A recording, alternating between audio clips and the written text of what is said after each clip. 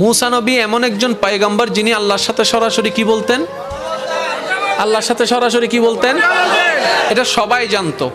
এবার মূসা নবী আল্লাহর সাথে কথা বলার জন্য যাচ্ছেন, এমন সময় একজন ধনী ব্যক্তি, ওনার উম্মতের মধ্যে একজন ধনী এসে বললেন, ইয়া নবী আল্লাহ, আল্লাহ আমাকে যথেষ্ট সম্পদ দিয়েছে, এত সম্পদ আমি রাখতেও পারছি না, জমা রাখতেও পারছি না, কন্ট্রোলও করতে পারছি না, আল্লাহকে একটু কথা হলে আল্লাহকে একটু বলবেন আমার সম্পদ যেন একটু কমাই দেয়, আমার সম্পদ যেন একটু কমাই দেয়, আমার এত সম্পদের দরকার নেই।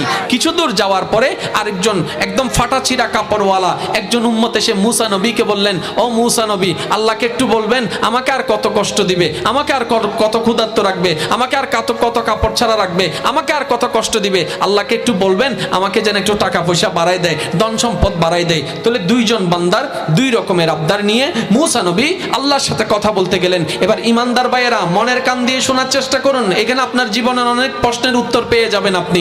এবার মূসা নবী আল্লাহ দরবারে ওই প্রথম বান্দার পক্ষ হয়ে ফরিয়াদ করলেন, আল্লাহ তোমার একজন বান্দাকে তুমি অনেক নিয়ামত দান করেছো, সে বলছে এখন আর তার সম্পদের দরকার নাই, যথেষ্ট হয়েছে, এখন আল্লাহ তুমি তাকে আর সম্পদ দিও না, তার একটা আবদার। এবার আল্লাহ পাক বললেন, ওই ধনী বান্দাটাকে বলবা আজকে থেকে সে যেন শুকরিয়া আদায় করা বন্ধ করে দেয়, আমি নিয়ামত দেওয়া বন্ধ করে দেব। প্রথম জনের উত্তর হয়ে গেল।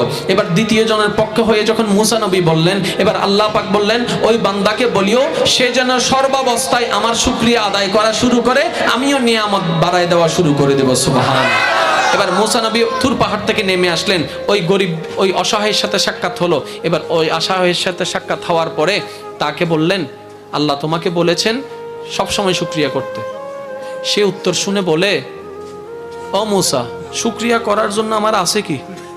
নাউজুবিল্লাহ বলবেন না, আমি যে আল্লাহ শুকরিয়া আদায় করবো আমার আছে কি? আমার তো কিছু জান না, ইতের হাম্মা জান্না বাড়ি তো সয়া সুযোগ পাই আরাম দেয়, আমি শুকরিয়া আদায় করবো কি নি? আমার তো নাই, কিছু নাই। মূসা নবী বলে যে তোর কখনো হবেও না, তুই যদি চালাক হতি এই কথাটা শোনার সাথে সাথে এটা বলতে পারতি, আল্লাহ আমাকে হাত তো দিয়েছেন ধরার জন্য, পা তো দিয়েছেন হাঁটার জন্য, চোখ তো দিয়েছেন দেখার জন্য, যাক অনেক দিয়েছে, আলহামদুলিল্লাহ আলহামদুলিল্লাহ, তার বাড়া শুরু হয়ে যেত। সুবহানাল্লাহ। সে বুঝতে পারে। এবার এবার হযরত মূসা আলাইহিস সালাম ওই ধনী বান্দাটার কাছে গেল, যাওয়ার পরে বলে, আল্লাহ তোমাকে বলেছে শুকরিয়া আদায় করা বন্ধ করে দিতে, তোমার রিজিক দেওয়া বন্ধ করে দিবে, কমাই দিবে, সম্পদ কমাই দিবে। এবার সেই ব্যক্তি কি বলে, ও মূসা, যখন আমার কিছু ছিল না তখন আমার রবের প্রশংসা করতে আমি ভুলি নাই, আজকে তোমার সব আছে, কিভাবে সেই রবের প্রশংসা আমি ভুলবো আপনি বলেন।